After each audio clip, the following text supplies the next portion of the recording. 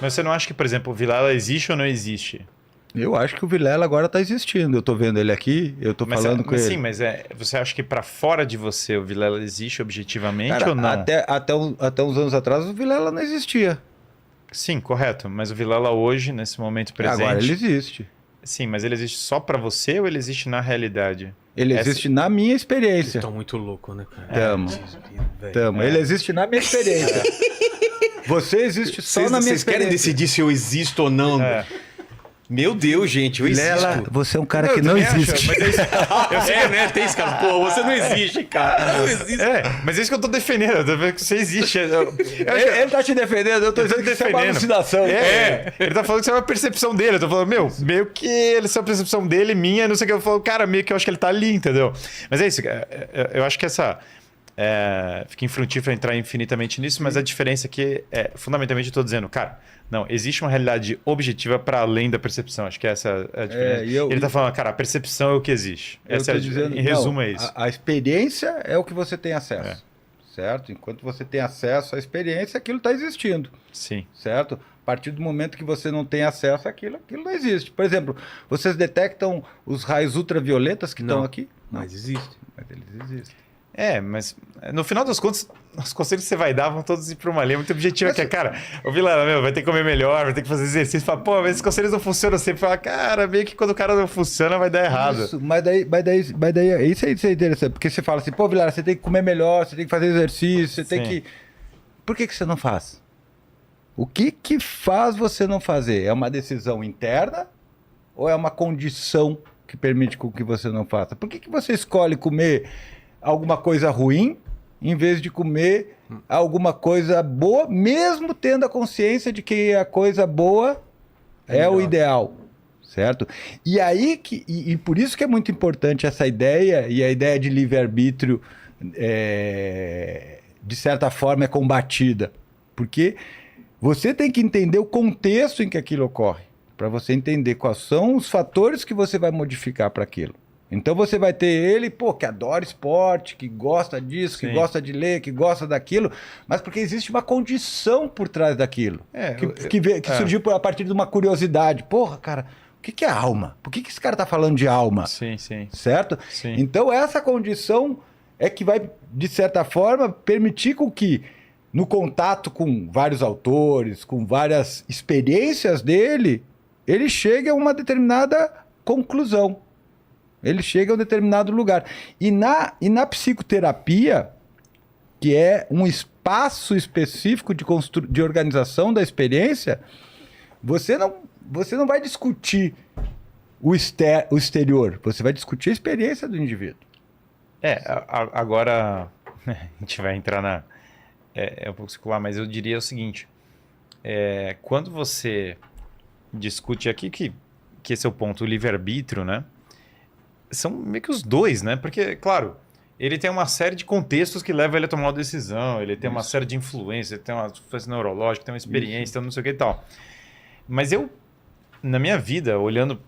É que vem o problema da consciência. Acho que quando a gente abola a ideia de uma consciência, de uma unidade da alma, por isso, acho que a gente começa a perder a responsabilidade das decisões. Eu tomei uma série de decisões que foi eu que tomei. E eu poderia ter tomado outra. E eu sei que eu poderia ter tomado outra, porque em outros contextos semelhantes eu tomei outra. E falar, mas isso foi determinado pelo negócio. Cara, meio que eu tomei a decisão. Peraí. E eu assumi, eu vou mais longe ainda. Se eu não assumir a culpa das decisões erradas que eu tomei, isso faz mal para mim do ponto de vista psicológico. Eu diria exatamente o contrário. Porque eu lido com pessoas que não conseguem suportar as decisões que elas tomam. Claro, remorso é um outro problema. Aqui eu tô falando não de remorso, mas de arrependimento sem remorso, que é um outro problema. Tá, mas eu lido... Eu diria que as pessoas que você está lidando são remorso. Que ela está remoendo um erro que ela cometeu no passado e aquilo está fazendo mal para ela. Eu diria que isso é um problema também. Bom, eu estou chamando isso de culpa, mas enfim, aí é o problema dos conceitos. Mas o que eu vou falar para você é que as pessoas tomam determinadas decisões e, obviamente, depois que elas tomam essas determinadas decisões, é que elas vão avaliar se essas decisões foram certas. Aí a gente tem com o resultado delas. Com também, o resultado delas. Né? Então você... Com as informações que você tem, às vezes, você nem consegue... A gente... Mas a delas, no fundo, é objetivo, né? Isso. Daí o resultado dela pode fazer com que depois você tome outra decisão. Sim. Mas a tua nova decisão é consequência do resultado das Mas primeiras. se você tomou uma decisão, então você tomou uma decisão. Isso, mas Isso você tomou uma é decisão com base... livre-arbítrio. É arbítrio, mas ele é contextualizado. Você não tomou a decisão do nada, tirou a decisão do nada. Você tinha um problema que foi dado para você e você tinha várias possibilidades ali. Mas eu acho que aí é um problema que é o seguinte, o fato de se tem arbítrio e você decidiu, esse arbítrio já é o que se chama de livre-arbítrio. Porque o arbítrio que seria 120% livre é um pouco... Não existe nenhuma tomada de decisão em abstrato, né? Só se o homem não fosse material ou dado em pessoal. Por isso que o livre-arbítrio 100% não é o conceito que ninguém defende. Acho que o conceito defendido aqui é que tem arbítrio. O homem toma decisões. Exatamente. O homem toma suas decisões. Mas ele toma suas decisões a partir da sua história, a partir do contexto que é dado ali. Mas isso é o que os defensores do livre-arbítrio defendem, né? Mas aí não é livre. Não, ele é livre no sentido de que houve uma tomada de decisão e essa tomada de decisão está dentro de um contexto de uma pessoa com todo um negócio. Mas olha só que interessante isso, porque daí eu vou chamar um dado que é interessante. Tem um estudo, esse estudo também tem críticas, mas eu vou usar aquele para... Tem um estudo que os caras fizeram o seguinte, o cara botava um cara numa máquina de tomografia, certo? E daí o cara tinha que num determinado momento escolher se ele ia apertar um botão da esquerda ou da direita. Certo? E aí os caras ficavam analisando ali o que acendia no cérebro. O cérebro deles. E aí os caras conseguiam detectar 7 segundos antes do cara ter consciência da decisão que ele ia tomar. Ué? Isso! O cérebro já tinha decidido antes. Porque daí essa é a questão. Só vira o microfone para você. Essa é a questão. Porque a gente na neurociências, a gente trabalha com autorreferência.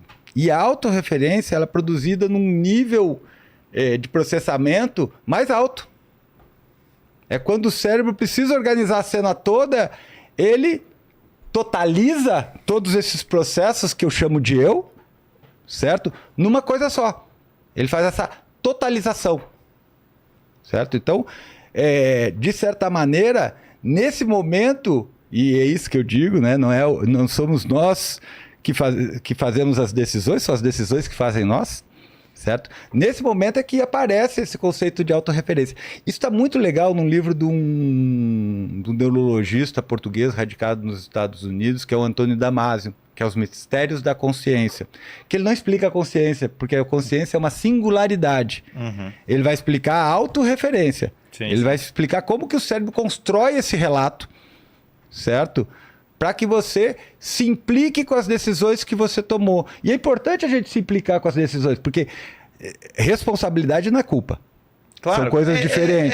Aqui. Certo? Sim, assumir a culpa é assumir a responsabilidade na terminologia que eu estou usando. Né? Isso. Então, eu introduziria um outro conceito que é remorso, que é diferente de culpa. Não, perfeito. Mas que daí é o seguinte, que é você ter a capacidade de fazer todas essas referências e entender o contexto que fez você tomar aquela decisão. Então, por exemplo, quando eu estou com um cliente, daí trazendo muito para a minha prática clínica, né, e deixando claro que tudo isso que eu estou falando, ele tem que ser contextualizado dentro da minha prática clínica, talvez para outras coisas não sirva, certo? Daí tem outros conhecimentos que talvez sejam melhores.